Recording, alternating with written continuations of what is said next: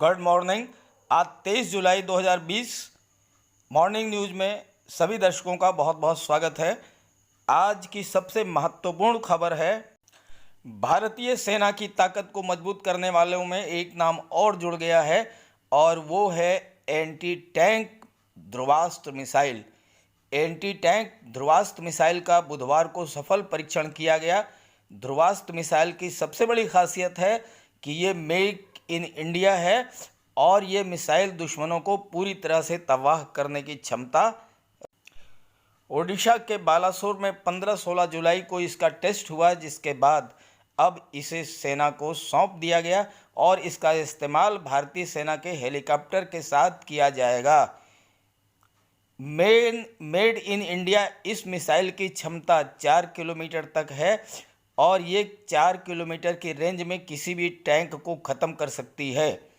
ये ध्रुव हेलीकॉप्टर भी पूरी तरह से स्वदेशी हेलीकॉप्टर है और ऐसे में डीआरडीओ की ये उपलब्धि सेना के लिए बहुत बड़ी उपलब्धि मानी जा रही है। भारत अब ऐसे मिसाइलों के लिए किसी दूसरे देश पर निर्भर नहीं रहेगा। ध्रुवास्त्र एक तीसरी पीढ़ी की दागो और भूल जाओ टैंक रोधी मिसाइल प्रणाली है, जिसे आधुनिक हल्के हेलीकॉप्टर पर स्थापित किया जा सकता है और हर मौसम में दिन रात के समय निशाना साधने में ये सक्षम है तथा पारंपरिक कवच के साथ ही युद्ध विस्फोटक प्रतिक्रियाशील कवच के साथ युद्धक टैंकों को नष्ट भी कर सकती है। वहीं भारत को फ्रांस से राफेल विमान भी शीघ्र मिल जाएंगे, जो कि सेना की ताकत को बढ़ाएंगे।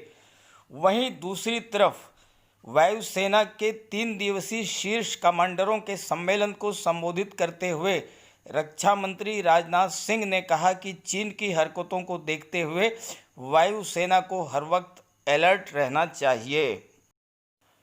वहीं वायुसेना प्रमुख RKS भदौरिया ने अपने कमांडरों को संबोधित करते हुए कहा कि भारतीय वायुसेना किसी भी प्रकार के खतरे से निपटने के लिए पूरी तरह से तैयार है।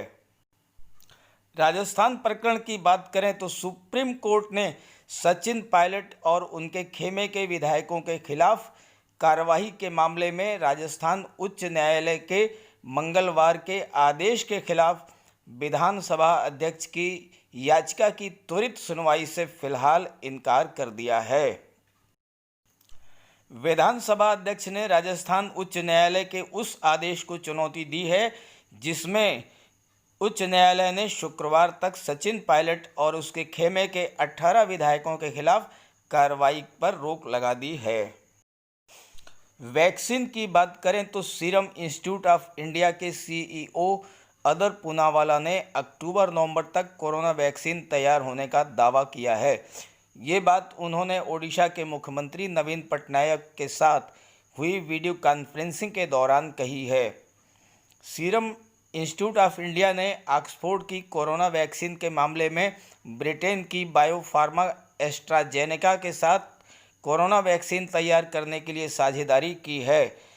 इसके अलावा drug controller general of India ने भी इस कंपनी को अपनी न्यूमोकोकल वैक्सीन तैयार करने की मंजूरी दे दी है।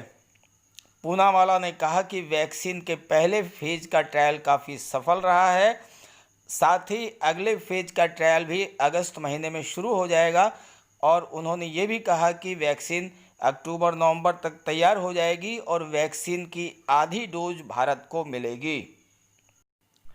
बाढ़ की अगर बात करें तो उत्तरी बिहार में बाढ़ का कहर जारी है। बाढ़ की वजह से 2 बांध टूट गए हैं और डूबने से 8 व्यक्तियों की मौत हो गई है। बिहार में एक तरफ जहां कोरोना संक्रमितों की संख्या में भारी वृद्धि हो रही है और दूसरी तरफ करीब सभी नदियों के रौद्र रूप के कारण बिहार के कई जिलों के लोग कराह रहे हैं। बिहार के लोगों का कहना है कि कोरोना हमारा क्या कर लेगा, हम तो हर साल बाढ़ से मरते हैं। बिहार के 38 जिलों में से पटना, भागलपुर, बेगूसराय, मुजफ्फरनगर, नालंदा और सीवान में कोरोना का कहर है, तो मधेपुरा, गोपालगंज, पश्चिमी चंपारण, दरभंगा, खगड़िया, सीतामढ़ी और मुजफ्फरपुर जिलों में नदियां अपने विकराल रूप में लोगों के घर बार को उजाड़ रही हैं। वहीं दूसरी तरफ असम में भी बाढ़ का कहर जारी है। तिनसुकिया क्षेत्र में भारी वर्षा और बाढ़ के कारण आम जनजीवन अस्त व्यस्त हो गया है। लोगों के मकान पानी में डूब गए हैं।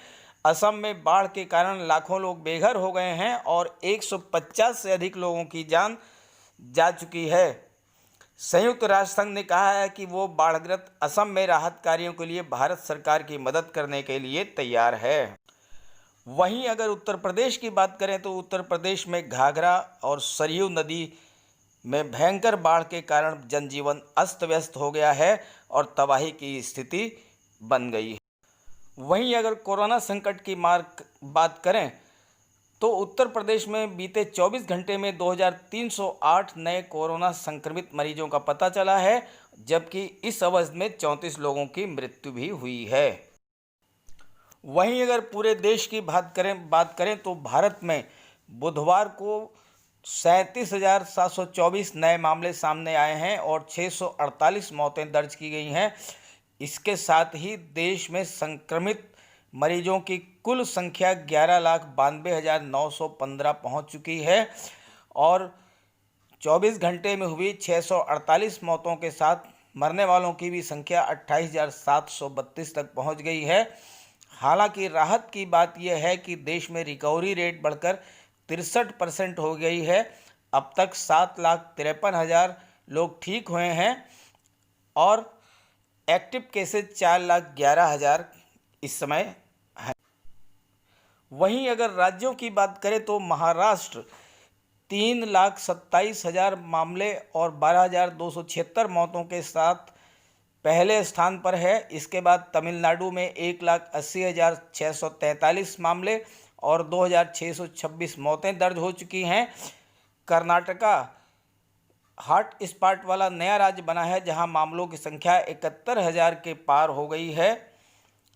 अगर हम दिल्ली की बात करें तो 1,349 नए मामले और 27 मौतें दर्ज हुई हैं और यहां पर कुल 1,25,000 मामले और 3,690 मौतें सामने आ चुकी हैं। वहीं गुजरात में 50,379, उत्तर प्रदेश में 53,288 और राजस्थान में 31,373 मामले दर्ज किए गए हैं। अगर रक्षा क्षेत्र की बात की जाए तो रक्षा क्षेत्र में भारत का पहला विकल्प बनने की कोशिश कर रहा है अमेरिका। अमेरिकी रक्षा विभाग के एक शीर्ष अधिकारी ने कहा है कि पिछले 10 साल में भारत को अमेरिका की रक्षा बिक्री शून्य से बढ़कर इस साल $20 अरब से अधिक की हो गई है। अमेरिका के रक्षा खरीद मामलों के उप मंत्री एलन एम लार्ड ने कहा है कि भारत जैसे महत्वपूर्ण अंतर्राष्ट्रीय साझेदारों के साथ खरीद सहायता पहलों को बढ़ावा देना मेरे लिए शीर्ष प्राथमिकता है।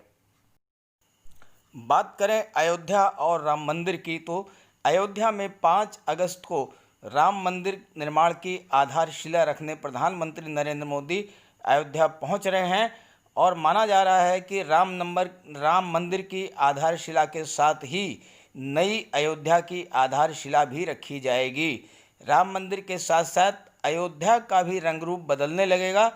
अब राम नगरी को भी काशी की तर्ज पर बदलने की तैयारी चल रही है।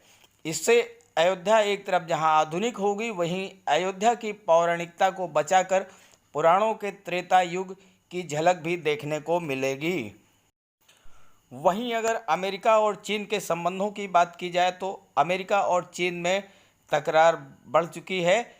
चीन ने दावा किया है कि अमेरिका ने ह्यूस्टन में चीनी कांसुलेट को बंद करने का आदेश दिया है, जिसके बाद चीन की ओर से कड़ी टिप्पणी की गई है। चीनी मीडिया वेबसाइट ग्लोबल टाइम्स ने बुधवार को अपने ट्विटर पर कहा है कि चीन में अमेरिका में मौजूद